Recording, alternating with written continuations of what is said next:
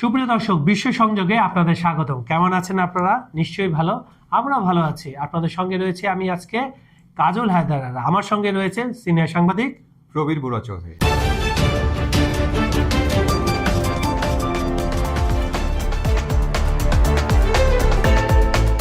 সুপ্রিয় দর্শক, বিশ্ব অঙ্গনে যদি আমরা আন্তর্জাতিক পরিমণ্ডল ধরি, জিওপলিটিক্স ধরি, অনেক কিছু ঘটনা ঘটছে। ইউরোপে ঘটছে, এশিয়ায় ঘটছে, মধ্যপ্রাচ্যে ঘটছে, আফ্রিকায় কিছু কিছু জায়গায় ঘটছে। সব মিলিয়ে অবস্থাটা খুব খারাপ। তো আমরা আজকে গ্রিনল্যান্ডের বিষয়ে আলাপ করবো। আমরা ইতিমধ্যে অনেকবার এই নিয়ে কথা বলেছি। তারপরে আচ্ছা, একটা সুন্দর জরিপ দাদা আপনাদের সামনে উপস্থাপন করবেন, সে জরিপটা শুনবো।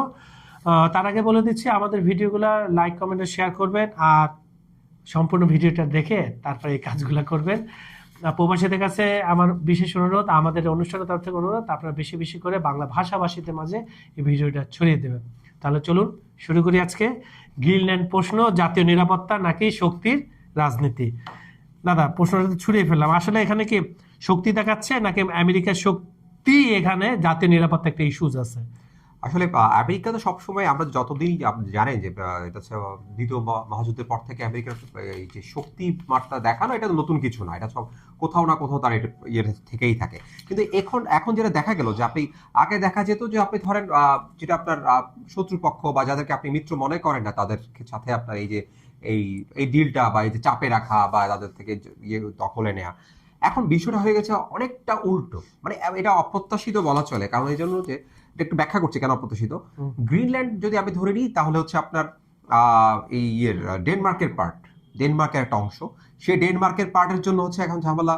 আপনি ডেনমার্ক হচ্ছে ইউরোপের একটা পার্ট, ন্যাটোর একটা সদস্য দেশ, ন্যাটোভুক্ত একটি দেশ। তাহলে আপনি কার ভূমি চাইছেন? আপনি ভূমি চাইছেন আপনার একজন যে মিত্র শক্তির সাথে অ্যালায়েন্স আছে, ভূমি আছেন। এইটাই সবচেয়ে আশ্চর্যজনক বিষয় এবং অবাক করা বিষয় যে আপনি মানে এমন ভাবে চাইছে যে এটা আমাকে দিতে হবে। এখন বিষয়টা হচ্ছে, আপনি একটা জিনিস খেয়াল করেন, আমি কেন আতঙ্কিত এই বিষয়টাতে, এর একটু আসছি সেটাতে। আতঙ্কিত হওয়ার বিষয়টা হচ্ছে এই কারণে, আপনি সাম্প্রতিক সময় বছরের শুরুতে, একদম শুরুতে ভেনেজুয়েলার আক্রমণ তো বলবো না, তুলে আনা হলো। হ্যাঁ, একদম তুলে আনা হয়। সেই জায়গাটা আপনি খেয়াল করেন, জাস্ট আক্রমণের হামলার এক সপ্তাহ আগে থেকে কিন্তু এই যে একটা প্রস্তুতি, বা আরো এক মাস আগে থেকে আমরা প্রস্তুতি দেখছিলাম, এক সপ্তাহ সময়টা ঘটবে আমরা ভাবতাম যে সম্পূর্ণ হামলা হবে, হ্যাঁ, কিন্তু সেটা হয়নি। তুলে নিয়ে আসছে প্রেসিডেন্টকে, যাকে দরকার তাকে তুলে নিয়ে আসছে। এখন বিষয়টা যদি আমি এখন, তাহলে স্বাভাবিকভাবে ডেনমার্ক কিন্তু, গ্রিনল্যান্ড কিন্তু এখন ভয়ের একটা জায়গা তৈরি হচ্ছে। আরে উনি তো যা বলছেন, মানে উনি যা বলছেন তা করে দেখাচ্ছেন। এখন আপনি হয়তো একসময় গিয়ে মিত্র দেশ ছিলেন, একসময় গিয়ে আপনার সাথে খুব ভালো সম্পর্ক ছিল, এখন সেটা নেই। এখন সেটা নেই। এখন সে কারণেই আপনি আসলে একটা মানে আশঙ্কা বিশ্বজুড়ে তৈরি হচ্ছে। মিত্ররাও এখন সেফ না। আপনার কাছে আমি একটা গুরুত্বপূর্ণ প্রশ্ন করব, সেটা হচ্ছে একটু ইতিহাস নির্ভর। আমেরিকার পলিসি তো সবসময় থাকে দে আর দ্য বেস্ট, ঠিক আছে, কিন্তু এটা ভ্যারি করে কি প্রেসিডেন্ট বাই প্রেসিডেন্ট, কারণ তাদের তো পররাষ্ট্র নীতি একই থাকে। আমরা ওবামার সময় কিন্তু এতটা দেখি না। ওবামার সময় যেটা হয়েছিল, ড্রোন আক্রমণ বেড়েছিল।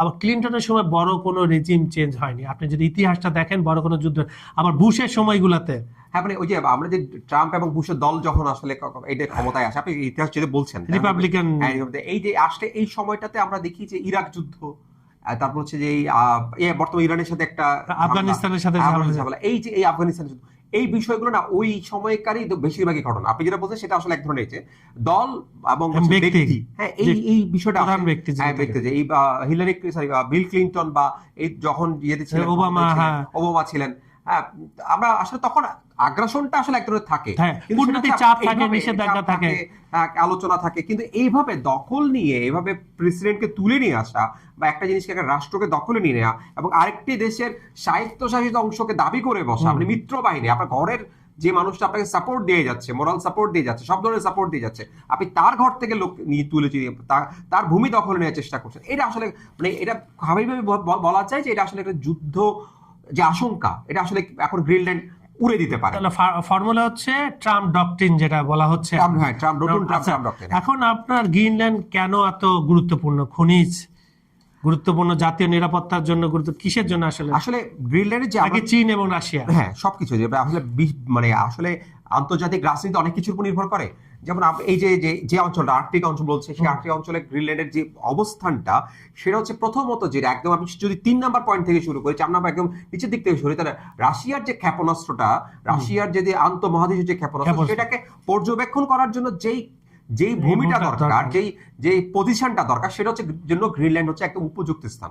2 নম্বর বিষয় হচ্ছে এই গ্রিনল্যান্ডকে ঘিরে আবার রাশিয়া এবং চীনের একটা তৎপরতা আছে।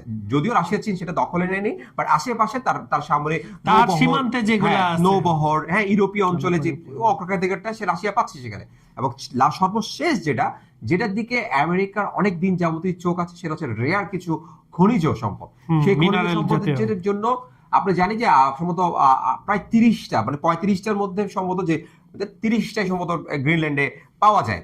এই বিষয়গুলোর কিন্তু দিয়ে যেহেতু আমেরিকা অনেক যাবত ভুগছে, এবং তার যে প্রযুক্তির খাতে যে ডেভেলপমেন্ট, সেটা কিন্তু চীন যেহেতু একদিকে লিড করছে, সেদিকে কিন্তু আমরা জানি যে চীনের যে রেয়ার খনিজর, যে এখানে কিন্তু চীনের একটা আধিপত্য আছে, সেই আধিপত্যটাও কিন্তু ধরে রাখার জন্য গ্রিনল্যান্ডকে তার চাই। এই 3টা পয়েন্টকে আসলে এক জায়গায় করলে, 4টা পয়েন্ট এক জায়গায় করলে স্বাভাবিকভাবেই এখন ট্রাম্পের আরেকটা সিগনিফিকেন্ট আছে, সেটা আর্কটিক, আমরা তো আর্কটিকই বলি এটা।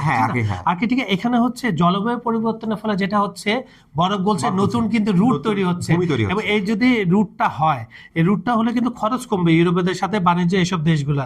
এইটা কে আগে দখল করতে পারে, আমি দখল সেই ক্ষেত্রে বলছি না, মানে বাণিজ্য রুটটা কে নিতে পারে। আপনি জানেন পৃথিবীর সবচেয়ে বড় স্টোন কাটার যে জাহাজটা, এটা এখন রাশিয়া রয়েছে, কারণ অগ্রগামী তারা আছে। চীনও কিছুদিন আগে শো করেছে, এদিকে পশ্চিমারা কিছু পিছিয়ে আছে। মানে এই 3-4টা সামষ্টিকগতভাবে যে পয়েন্টগুলো আছে, সেগুলো আসলে গ্রিনল্যান্ডকে হটকেক বানিয়েছে। এখন সমস্যা যেটা এখানে দাঁড়াচ্ছে, সেটা হচ্ছে আপনার এই যে গ্রিনল্যান্ড নিজের বিপদটা আসলে এখন মানে একটু দেরিতে বুঝতে পেরেছে। ডেনমার্ক দেরিতে বুঝতে, কারণ এতদিন পর্যন্ত ভাই ভাই সম্পর্ক ছিল। ভাইয়ের যে আসলে ভাইয়ের সম্পত্তি দিন শেষে চাইবে, এটা আসলে কখনো তারা কল্পনা করতে পারে না। ঠিক এই কারণেই আসলে যত ঝামেলা রয়েছে। কিন্তু আপনি যদি একটা জিনিস খেয়াল করতে দেখবেন, যে আসলে বিশ্ব জনমত বা আমেরিকান জনমত বা যেদিকেই যান না কেন, এটা আসলে আমাদের কিন্তু অবাক করা কাণ্ড, যে আমরা মনে করি আসলে ডোনাল্ড ট্রাম্পকে দিয়ে আমরা আমেরিকাকে বিচার করি, বা বারাক ওবামাকে দিয়ে আমরা আমেরিকাকে বিচার করি। আসলে বিষয় কিন্তু সবক্ষেত্রে তা নয়। বিশ্ব জনমত বা আমেরিকার জনগোষ্ঠীর জনমত কিন্তু এইটার বিপক্ষে। কারণ স্বাভাবিকভাবে আপনি কিন্তু একটা দেশ দখল করতে চাইবেন, সে কখনো মানবে না। এখন বিষয়টা হচ্ছে, এই যে ডোনাল্ড ট্রাম্পের যে সমস্যা, সেটা হচ্ছে উনি যেটা চাইছেন, উনার পলিসি যেটা একদম, মানে সেটা হচ্ছে উনি চাপ দিয়ে সংলাপে বসাতে বাধ্য করেন। উনি চাপ দিয়ে একটা সমস্যার সমাধান করতে চান। উনি বলছেন যে, কারণ ওনার সর্বময় ক্ষমতা, সবকিছু ওনার হাতে। কিন্তু ঝামেলাটা হচ্ছে, এই চাপ দিতে গিয়ে এটা ডোনাল্ড ট্রাম্প নিজের দেশে নিজের অবস্থানটা দুর্বল করে ফেলেন। কারণ অলরেডি আপনি দেখছেন যে রয়টার্স এর একটা জনমত জরিপ এসেছে, সেই জনমত জরিপে কিন্তু এটা পরিষ্কার ভাবে বলা হচ্ছে যে অধিকাংশ মানুষ, মানে অধিকাংশ নাগরিক এই গ্রিনল্যান্ডকে দখল নেয়ার বিপক্ষে। বিশ্ব জনমত কিন্তু আছেই, এবং তার দেশে তার যে ভোট ব্যাংক, তার যে নির্বাচনের যে জন্য সবচেয়ে বেশি সহায়ক যারা, তারাই কিন্তু এখন তার বিপক্ষে অবস্থান নিচ্ছে। তখন আপনাকে বুঝতে হবে যে আপনি হয়তো এরকম হয় না যে আপনি মাইলের পর মাইল, দেশের পর দেশ আপনি জয়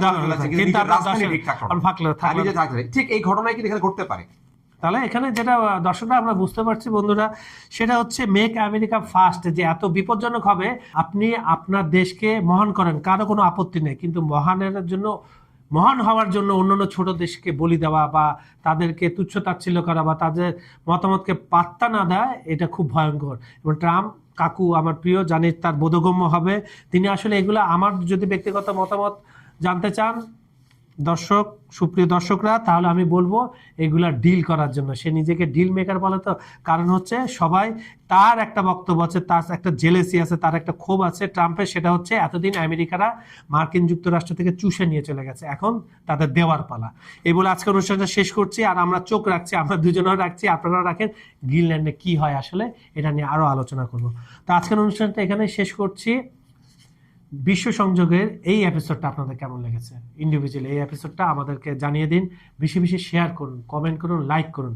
আর পৃথিবীর কোন প্রান্ত থেকে আমাদের অনুষ্ঠানটা আপনারা দেখছেন, সেটাও জানিয়ে দিন কমেন্টে, আমরা তা পড়বো। আরেকটি বিষয়, এখানে আপনারা যদি কিছু জানতে চান, অনেকেই লেখেন, সবাইকে আবার আহ্বান জানাচ্ছি। আমরা চেষ্টা করবো সে বিষয়ে একেবারে পিন পয়েন্ট তথ্য বহুল আলোচনা করার জন্য। আজ এখানে বিদায় নিচ্ছি। আপনারা ভালো থাকবেন। আমাদের দুজনের তরফ থেকে আপনাদেরকে অভিনন্দন জানাই। আমাদের চ্যানেলটা দেখার জন্য আরো বেশি বেশি করে দেখুন। সবাই ভালো থাকবেন, নিরাপদে থাকবেন, সুস্থ থাকবেন। ধন্যবাদ সবাইকে।